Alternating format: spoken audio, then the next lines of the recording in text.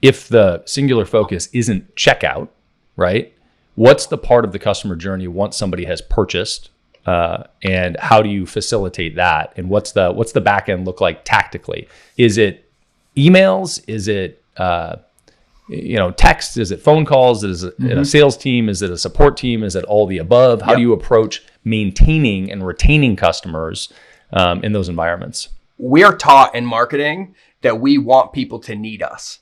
But a lot of us never really understood the subconscious implications for that if somebody needs us, they feel broken. And if they feel broken, it creates codependency. And if it creates codependency, they don't get a result without us, which breaks the back end of our business. Increased customer service, increased support, increased bad reviews, because we're telling them that we're the ones responsible for your result instead of empowering them. And I hate to use silly analogies, but give them a fish, teach them how to fish kind of way, right? And so when we think about customer journey, the reason a customer journey exists is to help them accomplish the goal that they set out to accomplish with us holding them accountable to doing the work. I'll give you a tangible example. So one of the biggest, I'd say this is the second biggest mistake, and I call this the inverse journey, and companies are notorious for this, and I fucking love calling them out for it, right? So you have somebody running ads or doing direct response or like, buy my supplement, right?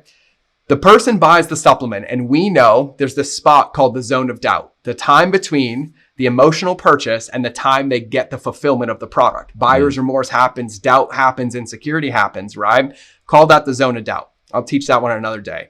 But this one is like somebody knew, like, and trusted you enough to whip out their credit card to buy your product. And the first fucking email you send them is you tell them how awesome you are and why you started the company. And my brain goes to, motherfucker, they're already inside your restaurant about to order, and now you're talking about yourself. What are you fucking doing? And so companies by default create this egoic codependent journey from the front because the person already purchased. And the first email is like, oh my God, we're so glad that you bought Protein A. You know, we scoured the Amazonian rainforest to find the best blah, blah, blah, blah. And it's like, bro, they already bought it. What are you doing? They're already in, and all you're actually doing is increasing the resistance to them using it because it's no longer about them. It's now about you. We think about the fact that if somebody has already transacted, the first thing we shouldn't do is hit them with a receipt to remind them how much money they spent and then follow it up with an email about how fucking awesome you are.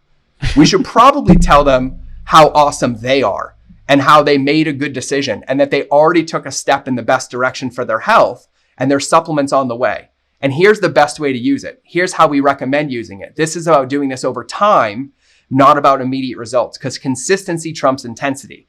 Here's the common mistakes that people make. And if you do make one of these mistakes, here's how to rectify it. And over the next 30 days, I'm going to be giving you my favorite smoothie recipes that help you achieve said goal and give you what you need to set yourself up for success. And now all of a sudden, we've changed the entire context of the relationship about empowering them. And we're letting people know that we're here to support you and design a journey or a container that gives you the best chance of success. So you don't need me.